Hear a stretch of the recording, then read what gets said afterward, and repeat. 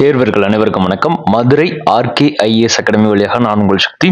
இன்னைக்கான இந்த வீடியோல டெஸ்ட் நம்பர் 28 பத்தின ஒரு முழுமையான விடை குறிப்புகள் அப்படின்றத பார்த்துடலாம். டெஸ்ட் நம்பர் 28க்கு நம்ம சிலபஸ் என்ன எடுத்திருக்கோம்னு பாத்தீங்கன்னா திருக்குறள் அப்படின்ற ஒரு சிலபஸ் எடுத்திருக்கோம். ஸோ ஆப்வியஸ்லி திருக்குறள் நீங்க எல்லாருமே படிச்சிருப்பீங்க. அதுல இருக்கக்கூடிய 20 அதிகாரங்கள்ல இருந்து கிட்டத்தட்ட 100 வினாக்கள் அப்படின்றத எடுத்திருக்கோம். ஸோ நீங்களும் என்னோட சேர்ந்து இந்த டெஸ்ட் அப்படின்றது போடுங்க. கடைசியில நீங்க 100க்கு எத்தனை மதிப்பெண்கள் பெற்றீங்க அப்படின்றத கீழே கமெண்ட் பாக்ஸ்ல சொல்லிருங்க. உங்களுக்கு வேற ஏதாவது சந்தேகங்கள் இருக்கின்ற பட்சத்தில் நீங்க கமெண்ட்ல சொல்லுங்க. நம்ம அதுலயே உங்களுக்கு ஆன்சர்ன்றது போட்டலாம். இதே மாதிரி தொடர்ச்சியாக பொது தமிழுக்கு நம்ம வினாக்கள், அதாவது இலவச தேர்வுகள் அப்படின்றது நம்ம சேனல் வழியா பார்த்துக்கிட்டே இருக்கும். ஸோ இப்போ இந்த வீடியோ உங்களுக்கு பிடிச்சிருந்த பட்சத்தில் லைக் பண்ணிக்கோங்க அண்ட் சப்ஸ்கிரைப் பண்ணிக்கோங்க. ஸோ இப்போ நம்ம உள்ள போயிடலாம். Let's into this topic. So முதல் கேள்வின்றது பாருங்க, அழுக்காறு இல்லாத இயல்பு. ஸோ மேற்காணும் திருக்குறளில் எக்குணத்தை ஒழுக்க நெறியாக கொண்டு வாழ வேண்டும் என வள்ளுவர் குறிப்பிடுகிறார்.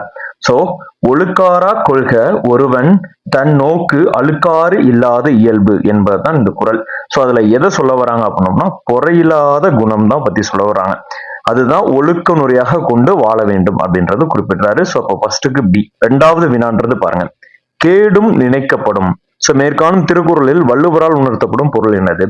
கேடும் நினைக்கப்படும் அப்படின்னா அவ்விய நெஞ்சத்தான் ஆக்கமும் செவ்வியான் கேடும் நினைக்கப்படும் என்பதனுடைய திருக்குறளுடைய கடைசி வரிகள் தான் இது.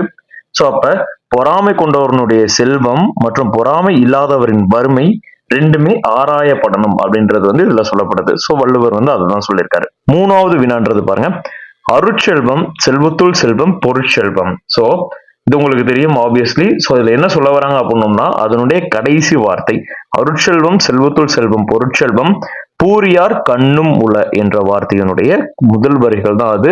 சோ அப்ப இதற்கான ஆன்சர் பி. சோ நாலாவது வினான்றது பாருங்க, உலகத்தார் உள்ளங்களில் எல்லாம் இருப்பவர் யார் என வள்ளுவர் கூறுகிறார்.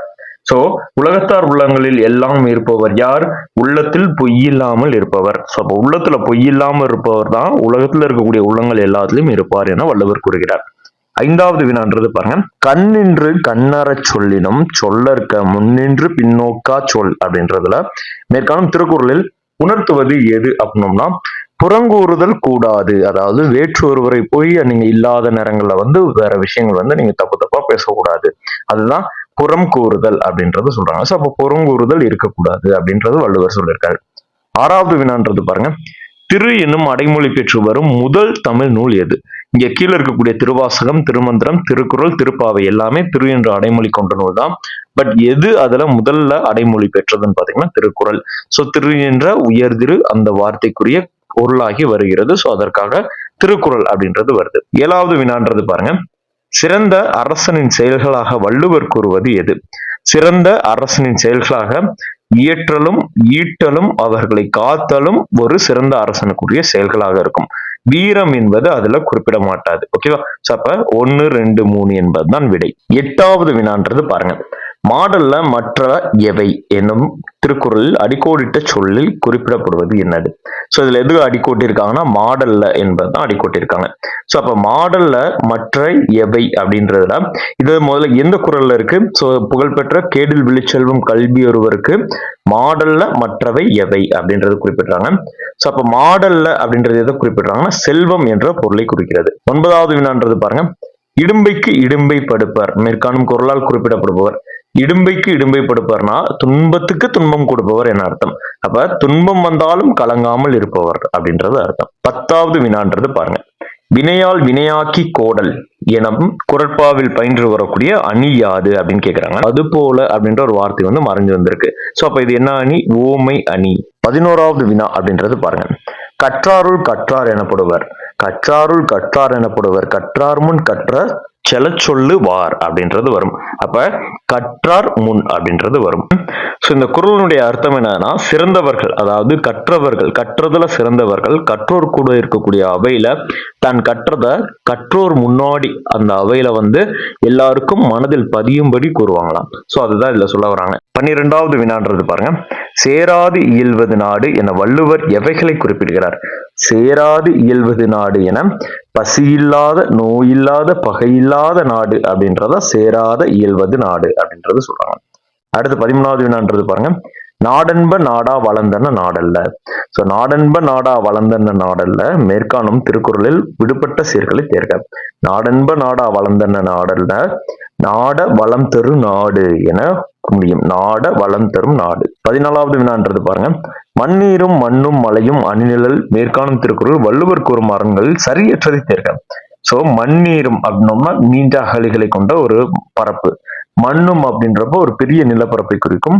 மலை அப்படின்றப்போ உயரமான மலையும் அதனுடைய அணிநிழலும் எதற்கு நீருக்கும் மலைக்கும் காட்டுக்கும் இருக்கும். அப்ப அதுல அற்றதுன்னு பாக்குறப்ப கோட்டை மதில். சோ அதுதான் கேட்டாங்க. சரியற்றதுன்னா அப்ப கோட்டை மதில். 15வது வினான்றது பாருங்க. பிறப்பொக்கும் எல்லா உயிருக்கும். சோ நிறைய மூவிஸ்ல கேள்விப்பட்டிருப்பீங்க. பெரிய பெரிய அரசியல்வாதிகள் இதுதான் பேசுவாங்க. முக்கியமா நம்மளோட பிரைம் மினிஸ்டர் கூட ஒரு வாட்டி சொல்லியிருப்பாரு, பிறப்புக்கும் எல்லா உயிருக்கும். அப்ப எல்லாருக்கும் எல்லாவும் அந்த சமத்துவம் அப்படின்றது கிடைச்சிருக்கும்.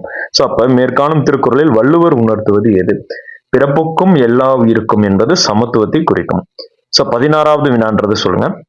மடியை மடியா ஒழுக்கல் குடியை. சோ அப்ப மடியை மடியா ஒழுக்கல் குடியை குடியாக வேண்டுபவர் அப்படின்றது சொல்லும். அதாவது தன்னுடைய குடியை மேம்படுத்த விரும்புவர் சோம்பல் இல்லாமல் பணியை செய்து கொண்டே இருப்பார் அப்படின்றது சொல்லும். அப்ப இதுல மடியை என்பதுதான் என்ன இருக்கணும்? அடிகோடிட்டு இருக்கணும். சோ அப்ப அதற்கு அர்த்தம் சோம்பல். 17வது வினான்றது பாருங்க. முறைமாறிய சீர்களை முறைப்படுத்தி சரியான விடையை தேர்க. சோ இது உங்களுக்கு பார்த்தாலே தெரியும்.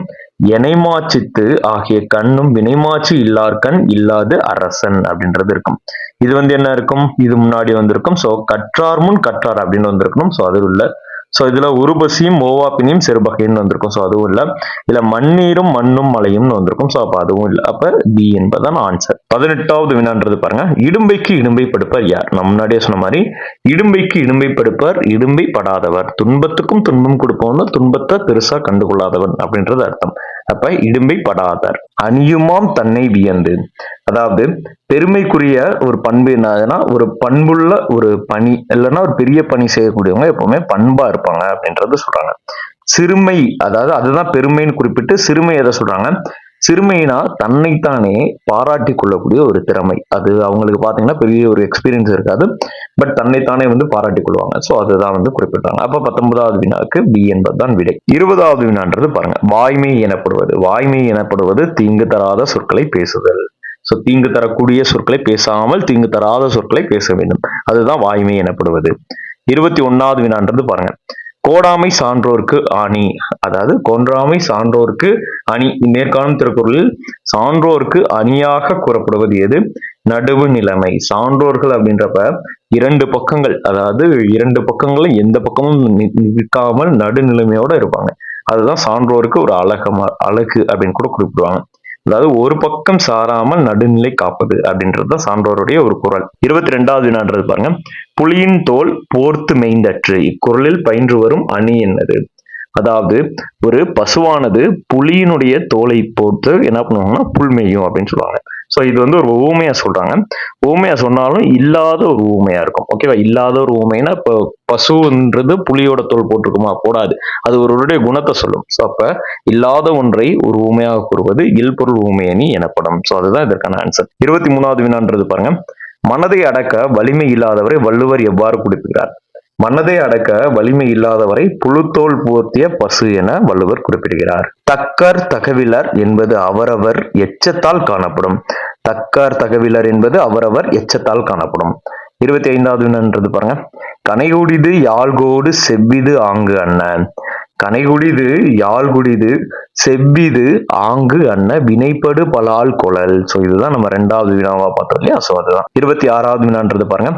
கல்லாதவர்களை வள்ளுவர் எங்கனம் குறிப்பிடுகிறார்? கல்லாதவர்களை வள்ளுவர் மட்டுமல்ல, அறநூல்கள் இருக்கக்கூடிய முக்கியமான ஆசிரியர்கள் எல்லாருமே அவர்களை கலர் நிலம் என தான் குறிப்பிடுவாங்க. 27வது வினான்றது பாருங்க. பொருந்தாத ஒன்றை தேர்க.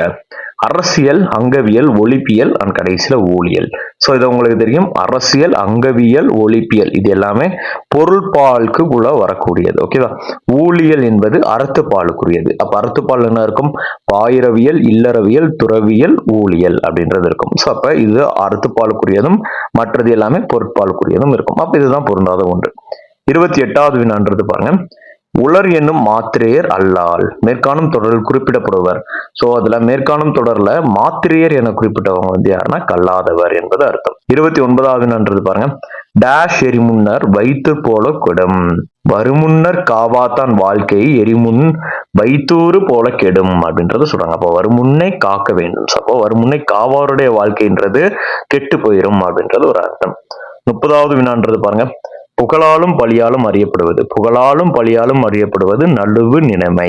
31வது வினான்றது பாருங்க. கடல் ஓடா கால்வெல் நெடுந்தேரும் கடல் ஓடும் நாவாயும் ஓடா நிலத்து.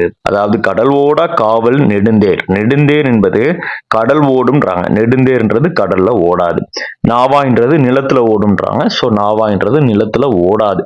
சோ இந்த மாதிரி ஒரு கூற்றை வந்து மற்றதோடு ஒப்பிட்டு கூறுவது என்ன அணின்னு பாத்தீங்கன்னா பெரிது மொழிதல் அணி அப்படின்னு சொல்லலாம். 32வது வினான்றது பாருங்க. வருமுன் காவாதான் வாழ்க்கை என்பது எதனை போன்றது என வள்ளுவர் கூறுகிறார். வருமுன் காவாதான் வாழ்க்கை என்பது நெருப்பின் அருகில் வைக்கப்பட்டுள்ள ஒரு வைக்கோல் போர் போன்றது. அது எப்ப பத்திக்குன்னே தெரியாது. ஸோ அதுதான், அதுக்குதான் ப்ரிகாஷன்ஸோட இருங்க அப்படின்னு வந்து சொல்லுவாங்க பொதுவா. அடுத்து பாருங்க. 33வது வினான்றது பாருங்க. சீர்பிரித்து எழுதியதில் சரியான விடையை தேர்க. ஸோ அப்ப கடல் ஓட கால்வெல் நெடுந்தேரும் கடல் ஓடும் அப்படின்னு வரும். இல்ல தக்கர் தகவிலர்னு வரும், தகவிலர் சேர்ந்து வரணும், இது அப்ப கிடையாது. தொங்கடங்கற்க எவ்வினையும் மெல்லர்க்கம் முற்றும் அப்படின்னு வரணும், இதுல ரெண்டும் சேர்ந்து வராது. வலியின் நிலைமையான் வல்லுருவம் அப்படின்றது 4வது வரியோட சேர்ந்து வரணும். அப்ப ஏ என்பதுதான் கரெக்டான விடை. 34வது வினான்றது பாருங்க. முறைமாறிய சீர்களை முறைப்படுத்தி எழுதியது தேர்க. முறை மாறி இருக்கு. சோ அப்ப இதுல எது கரெக்டா இருக்கு? கனைகொடிது யாழ்கோடு செவ்விது ஆங்கு அண்ண. ஏன்னா இப்ப இதுதான் நம்ம பார்த்தோம். அடுத்து 35வது வினான்றது பாருங்க. சமன் செய்து என்னும் திருக்குறள் பயின்று வரும் அணி என்னது? சமன் செய்து என்று திருக்குறள் பயின்று வரும் அணி மற்றவரோடு ஒப்பிட்டு கூறுவது. சோ அப்ப மற்றோடு ஒப்பிட்டு கூறக்கூடிய திருக்குறள் அப்படின்றப்ப அது என்ன வரும்? மற்றவரோடு ஒப்பிட்டோம்னா அது போல அப்படின்றது வரும். அப்ப அது போல அப்படின்னு வந்துச்சு அப்படின்னோம்னா அது ஓமை அணி. 36வது வினான்றது பாருங்க. தொடங்கற்ற எவ்வினையும் டேஷ் முற்றும். இப்பதான் நம்ம பார்த்தோம். தொடங்கற்ற எவ்வினையும் எல்லற்க முற்றும் அப்படின்றது பார்த்தோம் இல்லையா? சோ அதுதான் குறிப்பிடுறாங்க. சோ 37வது வினான்றது பாருங்க. ஓர்தல் தெளிவோடு ஒழுக்கம் இவையுண்டார் மேற்காணும் நீலகேசி பாடலில் பிறவி துன்பம் தீர்க்கும் மருந்துகளில் பொருந்தாத ஒன்று. சோ பிறவி துன்பம் தீர்க்கும் மருந்துகள்ல பொருந்தாத ஒன்று நற்செயல். 38வது வினான்றது பாருங்க. பண்புடைமை என்று வள்ளுவர் எவற்றை குறிப்பிடுகிறார்? பண்புடைமை என்று அன்புடைமை ஆன்ற குறிப்பிடுதலை வள்ளுவர் வந்து குறிப்பிடுகிறார். 39வது வினான்றது பாருங்க. குழல் இனிது யாழ் இனிது, குழல் இனிது யாழ் இனிது என வள்ளுவர் குறிப்பிடும் நூல் திருக்குறள் தான். ஆப்வியஸ்லி வள்ளுவர் தான் குறிப்பிட்டிருப்பாரு. 40வது வினான்றது பாருங்க. ஒத்தாங்கு ஒருப்பது வேந்து, ஒத்தாங்கு ஒருப்பது வேந்து மேற்காணும் குறட்பாவில் அரசனுடைய கடமை என வள்ளுவர் குறிப்பது. ஒத்தாங்கு ஒருப்பது வேந்து என்பது ஒருவன் குற்றம் செய்கின்றான் என அந்த குற்றங்களை ஆராய்ந்து அந்த குற்றவாளியை பிடித்து அவனுக்கு தக்க தண்டனைகளை கொடுக்க வேண்டும் அப்படின்னு தான் வள்ளுவர் குறிப்பிட்டிருப்பார்.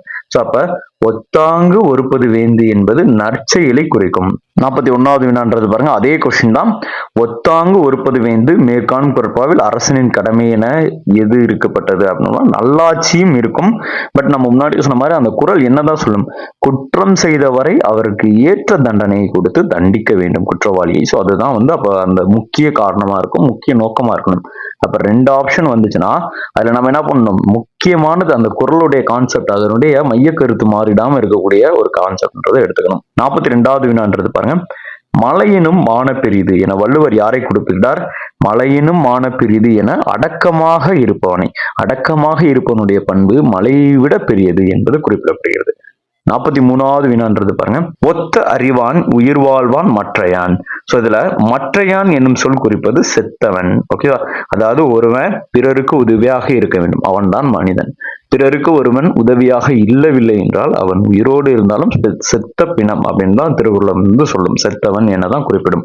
44வது வினான்றது பாருங்க. பெருந்தகையானின் செல்வம் எதனை போன்றது? பெருந்தகையானின் செல்வம் மருந்தாகும் மரத்தை போன்றது.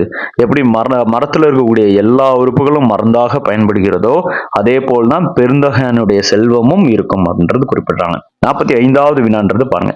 துன்பத்துள் துன்பம் கெடின், துன்பத்துள் துன்பம் கெடின் எனும் திருக்குறள் துன்பமாக வள்ளுவர் கூறுவது பேராசையை குறிக்கும். 46வது வினான்றது பாருங்க. வாழ்வாரே வாழாதவர் என வள்ளுவர் யாரை குறிப்பிடுகிறார்?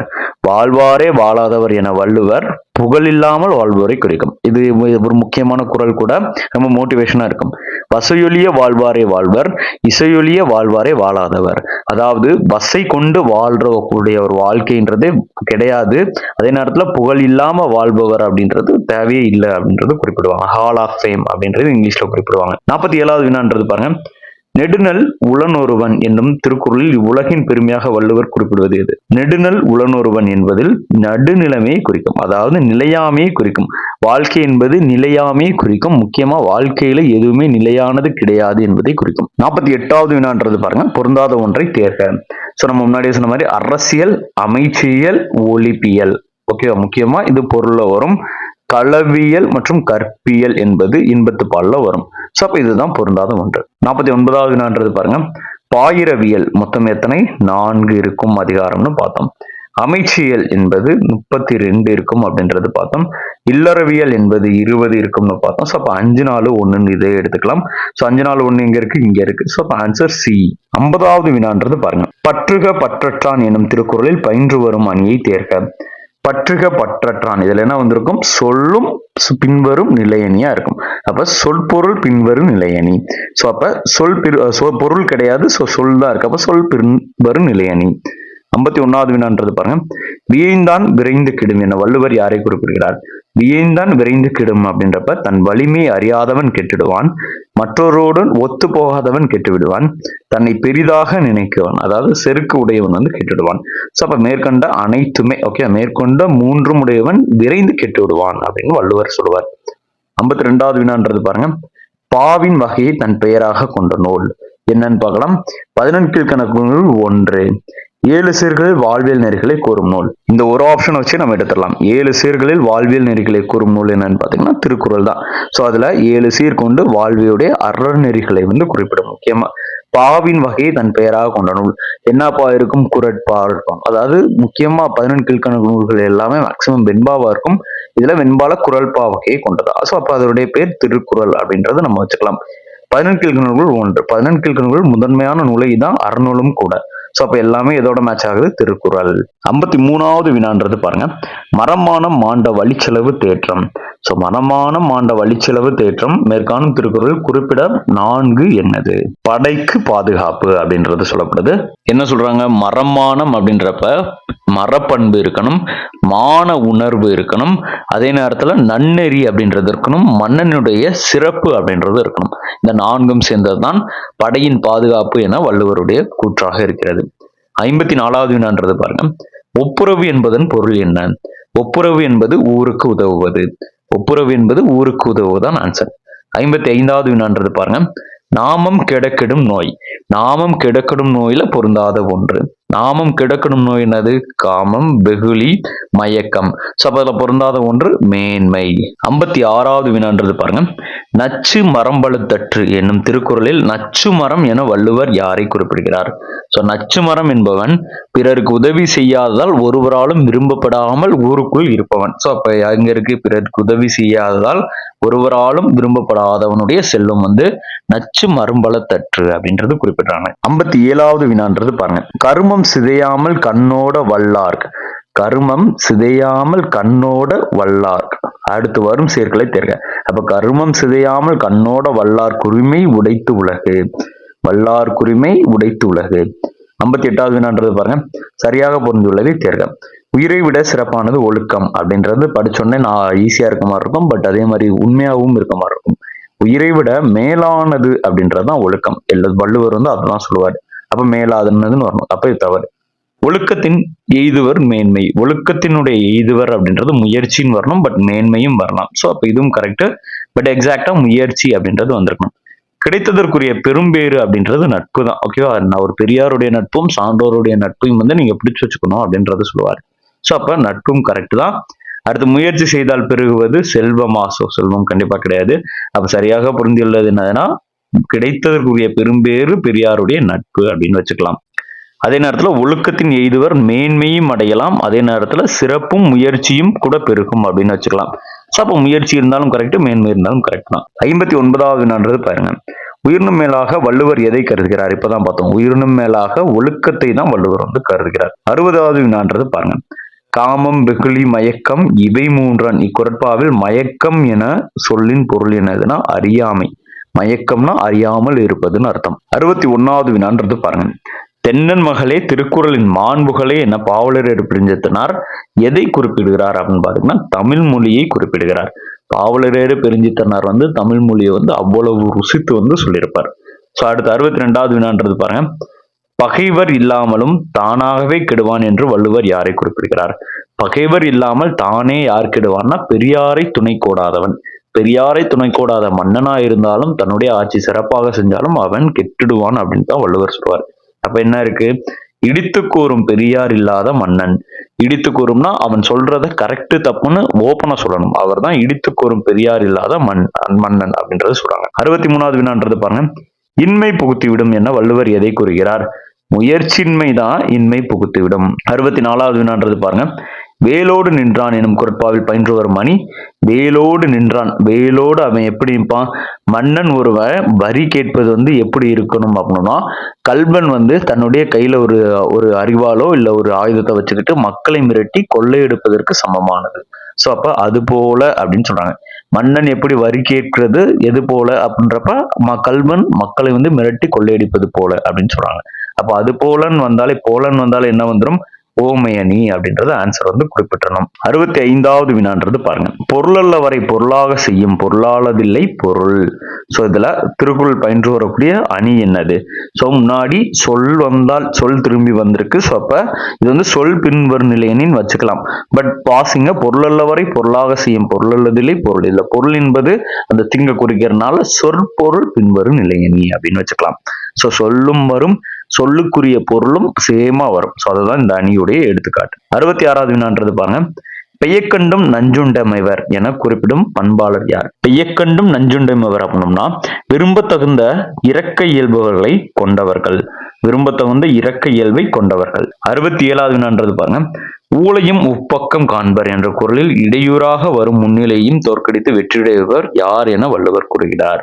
சோ ஊழையும் உப்பக்கம் காண்பர்னா சோர்வில்லாது முயற்சி கொள்பவர், அதாவது தடையாக இருக்கும் விதியை வெல்பவர் தான் இந்த ஊழையும் உப்பக்கம் காண்பார்னு சொல்லுவாங்க. அப்ப அவங்க யாரு? சோர்வில்லாமல் முயற்சி செய்வோர். 68வது வினான்றது பாருங்க. பொறியின்மை யார்க்கும் பழியன்றறில் என்ற குரலில் இழிவானதாக குறிப்பிடுவது யாது? சோ இதுல எது குறிப்பிடுறாங்க? அறிய வேண்டியதை அறிய முயற்சி செய்யாமல் இருப்பதுதான் பொறியின்மை யாருக்கும் பழி அன்றறிவன் அப்படின்ற பொருள் குறிப்பிடுது. 69வது வினா அப்படின்றது பாருங்க. பல்லார் பகை கொள்ளின் பத்தடுத்த தீமை தேர் நல்லார் தொடர்க்கை விடல். அதாவது ஒரு பகைவரோடைய நம்ம வந்து ஒரு விஷயத்த நம்ம மேற்கொள்றதை விட ஒரு நல்லவனுடைய தொடர்பை கெட்டுறது அப்படின்றது பல மடங்கு தீமையை கொடுக்கும் அப்படின்னு சொன்னாங்க. பலரோடு உண்டாகும் பகையை காட்டிலும் பல மடங்கு தீமையை தருவது பண்புடையாரின் நட்பை கைவிடுதல் அல்லது நற்பண்புடையவரின் நட்பை கைவிடுதல். பண்புடையாரும் கரெக்ட் தான், நற்பண்புடையார் அப்படின்றதும் கரெக்ட் தான்.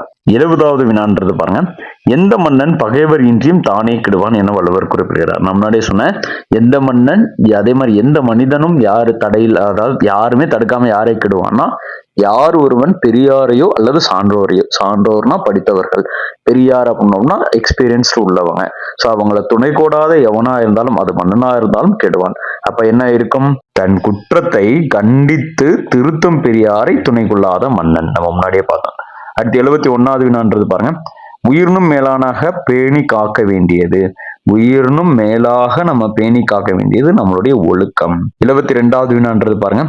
ஒழுக்கம் விழுப்பம் தரலான் ஒழுக்கம் உயிரினும் ஓம்பப்படும். இதை எதை சொல்லுது? விழுப்பம் அப்படின்றதான் கேட்கிறாங்க. அப்ப விழுப்பம் என்பது சிறப்பை குறிக்கும். 73வது வினான்றது பாருங்க. கீழ்கண்டவற்றில் சரியான சொற்றொடரை தேர்க. இடிப்பாறை இல்லாத ஏமரா மன்னன் தான் கரெக்ட். இடிப்பாறை இல்லாத மன்னன் ஏமரா இதுவும் இல்லை. அப்ப எது? ஏ என்பதான் கரெக்டான விடை. இடிப்பாறை இல்லாத ஏமரா மன்னன் அப்படின்றதான் கரெக்டானது. 74வது வினான்றது பாருங்க. நச்சப்படாதவன் இத்தொடரில் அடிக்கோடிட்ட சொல்லுக்கு பொருள் என்ன? சோ நச்சப்படாதவன் பார்த்தோம், பிறருக்கு உதவி செய்ததால் அனைவராலும் விரும்பப்படாதவர். ஒருவருக்கு உதவி செய்தால் ஒருவராலும் அது விரும்பப்படாதவர், அனைவராலும் விரும்பப்படாதவரும் கரெக்ட் தான். இங்க விரும்பப்படுபவர் இருக்கு. சோ அப்போ ஒருவராலும் அல்லது அனைவராலும் விரும்பப்படாதவர். சோ அப்ப ஆன்சர் பி. 75வது வினான்றது பாருங்க. நீரின்றி அமையாது உலகு என கூறியவர் திருவள்ளுவர். திருவள்ளுவருடைய ஒரு புகழ்பெற்ற வசனம் அப்படின்னு கூட சொல்லிக்கலாம். 76வது வினான்றது பாருங்க. ஒருவன் தன்னைத்தானே காத்துக்கொள்ள வேண்டும் எனில் அவன் எதனை வராமல் காத்துக்கொள்ள வேண்டும் என வள்ளுவர் குறிப்பிடுகிறார். ஒருவன் தன்னைத்தானே காத்துக்கொள்ள வேண்டும் எனில் அவன் வெகுளி வராமல் காத்துக்கொள்ள வேண்டும். வெகுளி என்றால் 2 வரும். ஒன்னு என்னதுன்னா கூச்சம் அப்படின்றது பொருள் வரும். ஒன்னு சினம். ரெண்டுமே வள்ளுவர் சொல்லுவாரு. ஒரு கற்றோர் கூடியிருக்கக்கூடிய அவையில நம்ம எந்தவித கூச்சம் வெகுளி இல்லாமல் நம்மளுடைய கருத்துக்களை தெரிவிக்கணும். 2வது, எந்த சான்றோர்கிட்டயோ அல்லது பெரியோர்கிட்டயோ இல்ல கூடியிருக்கக்கூடிய சபையிலோ நம்மளுடைய சின்னத்தை வெளிப்படுத்தக்கூடாது. இந்த ரெண்டுமே வெகுளி என்பதற்கு ஆன்சரா வரும். 77வது வினான்றது பாருங்க. பயன்தூக்கார் செய்த உதவி நயன்தூக்கின் நன்மை கடலின் பெரிது. அப்ப பயன்தூக்கார் செய்த உதவி நயன்தூக்கின் நன்மை கடலின் பெரிதுனா இதுல பயன்தூக்கார் என்ற சொல்லினுடைய பொருள். பயன்தூக்கார் என்பது பயன் கருதாமல் ஒருவர் உதவி செஞ்சிருப்பார், அவர் தான் பயன்தூக்கார் அப்படின்னு சொல்லுவாங்க. 78வது வினான்றது பாருங்க. அரியனவுற்றுள் எல்லாம் அரிதே. அரியவற்றுள் எல்லாம் அரிதே பெரியாரை துணை கூடல் அப்படின்ற வார்த்தைக்கு சொல்றாங்க. ஓகே, பெரியாரை சொல்லணும். அரியவற்றுள் எல்லாம் அரிதே, அதுவும் பெரியாரை துணை கூடல் என்பது மிகவும் அரிது அப்படின்னு சொல்லுவாங்க. பட் அதுதான் முக்கியமானதும் கூட. 79வது வினான்றது பாருங்க. ஈகை என்பது எதுவென வள்ளுவர் குறிப்பிடுகிறார். ஈகை என்பது இல்லாதவருக்கு ஈதல். ஈதல் அப்படின்னோம்னா கொடுத்தல், இல்லாதவருக்கு கொடுத்தல், வறியவருக்கு கொடுத்தல் என்பதுதான் கரெக்டான விடை. 80வது வினான்றது பாருங்க. யாருக்கு எந்த நாடும் தன்னாடாகும், எந்த ஊரும் தன் ஊராகும். யாருக்கு? கற்றவருக்கு. கற்றவருக்கு சென்ற இடமெல்லாம் சிறப்பு என வள்ளுவரும் கூட குறிப்பிட்டிருப்பார் இல்லையா. திருக்குறள், வள்ளுவர் சொல்லியிருப்பாரு, ஔவையார் சொல்லியிருப்பாங்க. யார் யாரெல்லாம் அறநூல்கள் தொடர்பான செய்திகள் சொல்றாங்களோ அவங்க எல்லாருமே கற்றவருக்கு சென்ற இடமெல்லாம் சிறப்புன்னு குறிப்பிட்டிருப்பாங்க. 81வது வினான்றது பாருங்க. ஞானம் கருதினும் கைகூடும் எனும் குறட்பாவில் உணர்த்துவது. ஞானம் கருதிலும் கைகூடும், காலம் கருதி இடத்தார் செய்கின்றார். அப்ப காலத்தை தான் சொல்லும். 82வது வினான்றது பாருங்க. நல்ல செயல்பாட்டிற்கு எது வேண்டும் என வள்ளுவர் குறிப்பிடுகிறார். நல்ல செயல்பாட்டிற்கு மன உறுதி வேண்டும் என வள்ளுவர் தன்னுடைய குறளில் குறிப்பிட்டுள்ளார். 83வது வினான்றது பாருங்க. அகலாது அணுகாது என்ற திருக்குறள் பயின்று வரும் அணியை தேர்க. அகலாது அப்படின்றப்ப, அகலாதுன்னா ஒரு இடத்துல சேராது, ஒரு இடத்துல செல்லாது அப்படின்றது அர்த்தம். அணுகாதுன்னா அதேதான், ஒரு இடத்துல கிட்ட நெருங்காது. அகலாது அணுகாது அப்படின்றப்ப அந்த தொழிலினுடைய ஊமையை சொல்லுது. தொழில்னா அதனுடைய செயல். ஓகேவா, வெறும் அது போல அப்படின்னா ஊமை அணி வந்திருக்கும். பட் அதுல தொழில் அல்லது செயலை சொல்லுது. செயல்ன்றது நெருங்காது, அகலாது அப்படின்ற செயலை குறிக்கிறதுனால இது தொழில் ஊமை அணி. 84வது வினான்றது பாருங்க. யார் எண்ணியதை எண்ணியவாறே அடைவர் என வள்ளுவர் குறிப்பிடுகிறார். யார் எண்ணியதை எண்ணியவாறே அடைவர்? மன உறுதி உடையவர் தான் எண்ணியதை எண்ணியவாறே அடைவர். 85வது வினான்றது பாருங்க. மனத்தான் ஆம் மாந்தர்க்கு உணர்ச்சி இனத்தான் ஆம் டேஷ் விடுபட்ட சொல்லை தேட்டார். அப்ப மனத்தான் ஆம் மாந்தர்க்கு உணர்ச்சி இனத்தான் ஆம் இன்னான் எனப்படும் சொல். இன்னான் எனப்படும் சொல் என்பதுதான் கரெக்டான விடை. 86வது வினான்றது பாருங்க. அழிவு வராமல் காக்கும் கருவியாக வள்ளுவர் குறிப்பிடுவது. அழிவு வராமல் காப்பதற்கு நமக்கு அறிவு இருக்க வேண்டும். 87வது வினான்றது பாருங்க. அன்பின் வலியது உயர்நிலை அஃதிலர்க்கு என்பது போல் போர்த்த உடம்பு. அதுல என்பதோல் போர்த்த உடம்பு என்பது எலும்பும் தோலும் உள்ள உடம்பு, அதாவது அது உயிர் இல்லாமல் ஒரு சித்த பிணத்திற்கு உரியது அப்படின்னு குறிப்பிடுவாங்க. 88வது வினான்றது பாருங்க. அறத்திற்கும் மரத்திற்கும் துணையாக இருப்பது எதுவென கூறுகிறார். அறத்திற்கும் மரத்திற்கும் துணையாக இருப்பது அன்பு. அறத்திற்கும் மரத்திற்கும் துணையாக இருப்பது அன்பு என வள்ளுவர் குறிப்பிடுகிறார். 89வது வினான்றது பாருங்க. கீழ்கண்டவற்றை பொறுத்துக. அப்ப விரும்பத்தகாதது விருந்தினர் முன் தான் மட்டும் உண்பதுதான் விரும்பத்தகாதது. அப்போ ஃபர்ஸ்ட் இதுக்கு 3. நினைப்பது கூட தீமை, அடுத்தவர் பொருளை களவாட நினைப்பது கூட தீமை. அப்ப 3, 5 எங்க இருக்கு? 3, 5. அப்ப பி என்பதுதான் கரெக்டான விடை. 90வது வினான்றது பாருங்க. குடிப்பிறப்பின் சிறப்பு அழிந்து போகும் யாருக்கு? குடிப்பிறப்பின் சிறப்பு அழிந்து போகும் எப்போது? ஒருவருக்கு ஒழுக்கம் குறைந்த டைம்ல அது அழிந்து போகும்னு சொல்றாங்க. அடுத்து 91வது பாருங்க. வன்மையுள் வன்மை என்று வள்ளுவர் எதனை குறிப்பிடுகிறார்? வன்மையுள் வன்மை என்பது வலிமையை குறிக்கும். அப்ப வலிமையுள் வலிமை என்பது ஒருவர் நமக்கு செய்யக்கூடிய தீமையை பொறுத்து கொள்வதுதான் வன்மையுள் வன்மை என வள்ளுவர் சொல்றாரு. 92வது வினான்றது பாருங்க. திறனறிந்து தேர்ந்து கொள்ள வேண்டியவர்கள் என வள்ளுவர் யாரை குறிப்பிடுகிறார்? திறனறிந்து தேர்ந்து கொள்ள வேண்டியவர்கள் அறிவு முதிர்ச்சியுடையவோர். 93வது வினான்றது பாருங்க. நூல்களை கற்றவராயினும் அவைக்கு அஞ்சுபவர் எப்படிப்பட்டவர்? நூல்களை கற்றவராயினும் அவைக்கு அஞ்சுபவர் என்றவர் கல்லாதவர் அப்படின்னு சொல்றாங்க. ஓகேவா? நான் சொன்னேன் இல்லையா, வெகுளி அப்படின்றது கூச்சம். ஸோ அப்ப நீங்க படிச்சிருந்தாலும் ஓகேவா, அதுல நீங்க அவைக்கு அஞ்சுனீங்கன்னா நீங்க கல்லாதவர் அப்படின்னு தான் வள்ளுவர் சொல்றாரு. 94வது வினான்றது பாருங்க. கண்ணின் பயனாக வள்ளுவர் காட்டுவது. கண்ணின் பயனாக இரக்கத்தை காட்டுவார். ஓகேவா? ரகரம் வந்து இந்த ரகரம் வந்திருக்கணும், இரக்கம். 95வது வினான்றது பாருங்க. கோடாமை சான்றோர்க்கு அணி. கோடாமை சான்றோர்க்கு அணி என்பது நடுவு நிலைமையை குறிக்கும். 96வது வினான்றது பாருங்க. பண்புள்ள பாடறிவார் மாட்டு என வள்ளுவர் யாரை குறிப்பிடுகிறார்? பண்புள்ள மாடறிவார் மாற்று என்பது நயனுடையவரை குறிக்கும். 97வது வினான்றது பாருங்க. யார் மரமாக கருதப்படுவார்? யார் மரமாக கருதப்படுவார்? மக்களுடைய பண்பு இல்லாதவர் தான் மரமாக கருதப்படுவார். 98வது வினான்றது பாருங்க. பொருள் கொடுத்தாவது நட்பு கொள்ள வேண்டும். யாரிடத்தில்? பழிக்கு நாணுகளிடத்தில். அதாவது ஒருவன் வந்து ஒரு விஷயத்த வந்து பழி நம்ம மேல போற்றுவாங்களோ அப்படின்னு நினைக்கக்கூடிய ஒருவனுடைய நட்பை வந்து எந்த பொருள் கொடுத்தாவது எதை கொடுத்தாவது நம்ம பெற்றுக்கொள்ள வேண்டும்னு சொல்றாங்க. ஏன்னா ஒருவன் பழி வந்துருமோன்னு பயப்பட்டானா அவன் வந்து நிறைய ஃபாலோ பண்றான்னு அர்த்தம். அப்ப அவனுடைய நட்பு மிக முக்கியமானதுன்னு அர்த்தம். 99வது வினான்றது பாருங்க. எது சிறந்த அறம் என வள்ளுவர் குறிப்பிடுகிறார்? எது சிறந்த மரம்? குற்றமில்லாமல் இருப்பதுதான் சிறந்த அறம். 100வது வினான்றது பாருங்க. தீப்பினி என வள்ளுவர் குறிப்பிடுவது. தீப்பினி என வள்ளுவர் குறிப்பிடுவது பசி. அந்த அளவுக்கு கொடும் பசி அப்படின்றது தீப்பினி அப்படின்னு சொல்லுவார். ஸோ அப்போ மொத்தம் 100 வினாக்கள் பார்த்தோம். 100க்கு நீங்க எத்தனை வினாக்கள் அப்படின்றத கீழே கமெண்ட் பண்ணிருங்க. அடுத்த வினா அப்படின்றது, அதாவது அடுத்த வினாவும் அதற்கான ஒரு விடை குறிப்பும் இன்னும் கூடிய விரைவில் நம்ம சேனலை அப்டேட் பண்ணிடுறோம். ஸோ தொடர்ந்து மேலும் இது போன்ற நல்லதற்கு நம்ம சேனல் தொடர்ந்து பயணிங்கள். தேங்க்ஸ் ஃபார் வாட்சிங்.